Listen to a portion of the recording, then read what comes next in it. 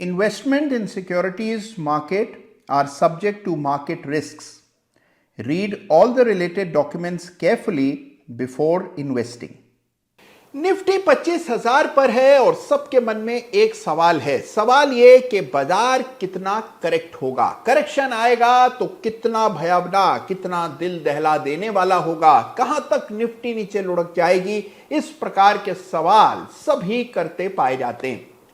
अब देखिए, इस सवाल का जवाब एक विज्ञान में छिपा है। जी हां, करेक्शंस का भी एक विज्ञान होता है।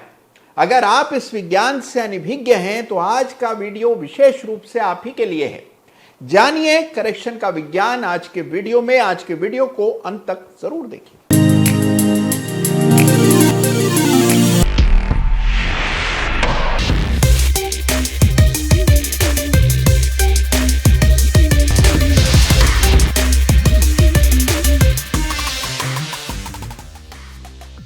नमस्कार, जय श्री राम। जी हां, करेक्शन का भी विज्ञान होता है। सुनकर आपको जरूर अचरज हो रही होगी, लेकिन करेक्शन का भी एक विज्ञान होता है। करेक्शन भी बिल्कुल एक तय फॉर्मूले से आते हैं। आप चाहे कितना ही पुराना इतिहास निफ्टी का उठा करके देख लें, निफ्टी की यात्रा जब से शुरू हुई है, एक तेजी की लहर आती है और फिर आता है करेक्शन। करेक्शन हमेशा उस अनुपात में होता है जिस अनुपात में पहले तेजी रही है, और इसका भी फॉर्मूला है। उसके बाद फिर से तेजी बनती है, फिर करेक्शन आता है। इस प्रकार से लगातार नई ऊंचाइयां निफ्टी बरसों से छूता आया है। और यह कहानी केवल निफ्टी की ही नहीं है। अगर आप डाउ जोन्स का चार्ट देखते हैं, नैस्डैक का देखते हैं, तो वहां पर भी करेक्शन आपको एक फॉर्मूले के अंतर्गत आता हुआ नजर आता है। यानी कि करेक्शन के पीछे भी एक तंत्र है, एक विज्ञान है। करेक्शन भी स्टैटिस्टिकली बिल्कुल सही ढंग से आता है, और इसको पहचानने के लिए इस्तेमाल करना पड़ता है फिबोनाची रिट्रेसमेंट्स का। जी हां, गजब का कॉन्सेप्ट है फिबोनाची रिट्रेसमेंट का, और यह है करेक्शन का विज्ञान। तो आज मैं आपको बताने जा रहा हूं कि निफ्टी जो कि अभी 25,000 के स्तरों पर है, यदि करेक्ट करेगा तो किस प्रकार से करेक्शन का विज्ञान काम आएगा, और साथ ही इसको कैसे इंप्लीमेंट किया जाता है चार्ट पर, यह आज के वीडियो में हम जानेंगे।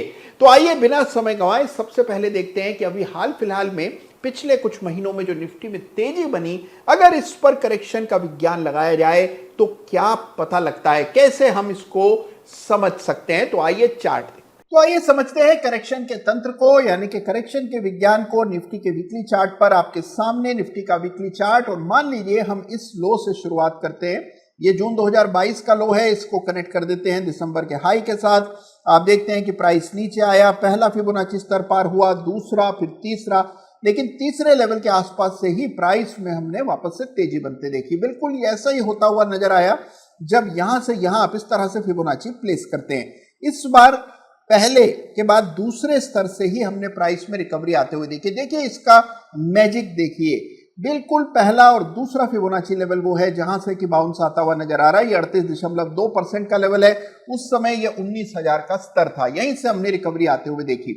इस तरह से कभी भी आप बाजार में करेक्शन आते हुए देखते हैं तो आमतौर पर किसी अहम फिबोनाची लेवल से ही आपको एक वापस से मोमेंटम बनता हुआ नजर आता है। मिसाल के तौर पर 23.6% फिबोनाची लेवल से अगली इंपल्स के बाद करेक्शन में बाजार आया, और इसके बाद अब वर्तमान परिस्थिति को देखें तो यहां से भी अगर आप इस तरह से प्लेस करते हैं तो आपको ये लेवल्स नजर आते हैं। तो इस तरह से आप लेवल्स कैलकुलेट कर सकते हैं।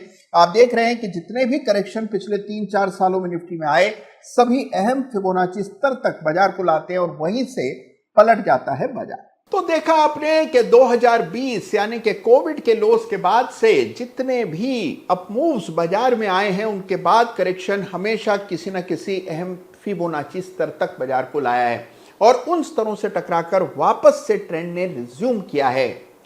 यह बात केवल वीकली चार्ट पर ही नहीं, ये डेली चार्ट पर 60 मिनट, 30 मिनट, जिस टाइम फ्रेम पर आप चाहें आपको बिल्कुल यही होता हुआ दिखाई पड़ेगा।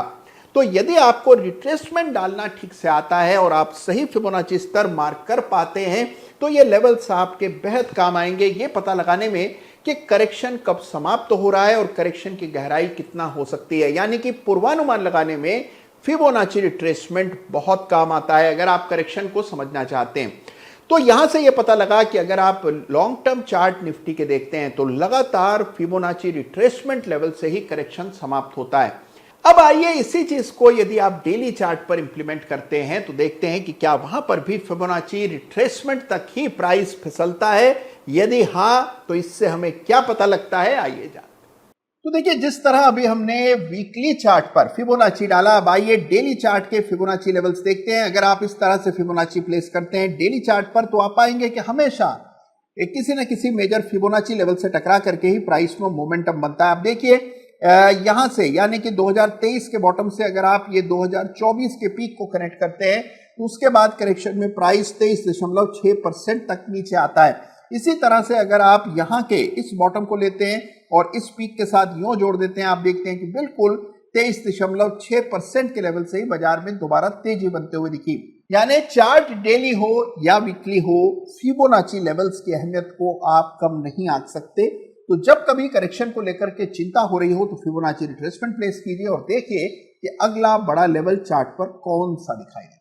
तो देखा आपने कि कैसे अहम फिबोनाची स्तर यानी कि 23.6, 50%, 38.2%, 61.8%, ये वो लेवल्स हैं जहां तक आमतौर पर करेक्शन में प्राइस आता है। और अगर आपको इन लेवल्स का पहले से अनुमान हो तो आपको यह पता होता है कि करेक्शन कहां खत्म हो सकता है। जैसे ही चार्ट पर करेक्शन समाप्त होने के कुछ पैटर्न्स बनते हैं, कुछ इंडिकेशंस दिखते हैं, तो तुरंत आप उस पॉइंट को आइडेंटिफाई कर पाते हैं। अब देखिए, बॉल आपके पाले में है। आपको यह पहचानना है कि निफ्टी के वर्तमान चार्ट पर यदि इन्हीं स्तरों से करेक्शन आता है तो करेक्शन का कितना एक्सटेंट हो सकता है, यानी कि कितना बड़ा करेक्शन हो सकता है, कौन से स्तर इंपॉर्टेंट है। वीकली चार्ट का इस्तेमाल कीजिए। मान लीजिए कि यही निफ्टी का हाई है तो निफ्टी का करेक्शन बाजार को किन स्तरों तक ला सकता है, इसका अनुमान आपको लगाना है। जो लेवल्स आप पहचानते हैं, जो लेवल्स आपकी गणना में निकलते हैं, उन्हें कमेंट्स में जरूर लिखिएगा, मैं जरूर से उन्हें पढ़ूंगा। तो इस तरह आप चाहें तो विज्ञान का इस्तेमाल कर सकते हैं। ये जो चार्टिंग का तंत्र है ये बहुत काम आता है। आपकी सारी दुविधाओं का निवारण इसके जरिए होता है। आप साइंटिफिक और रीजनेबल हो जाते हैं, आपको पता होता है कि किस लेवल को इंपॉर्टेंस देनी है। तो फिबोनाची रिट्रेसमेंट का इस्तेमाल कीजिए। निफ्टी के अभी तक इतिहास में जितने भी मेजर करेक्शंस आए हैं वो फिबोनाची के नियमों के अधीन ही आए हैं और भविष्य में भी ऐसा ही होगा, यह मान करके चला जा सकता है। तो जमकर इस्तेमाल कीजिए फिबोनाची, न केवल निफ्टी पर बल्कि तमाम उन स्टॉक्स में जहां करेक्शन अभी शुरू हुआ है। तो करेक्शन के एक्सटेंट को पता लगाने के लिए फिबोनाची का इस्तेमाल कीजिए। अपना ख्याल रखिए, चार्ट्स देखते रहिए और करेक्शंस की चिंता मत कीजिए। धन्यवाद आपका। जय हिंद, जय भारत।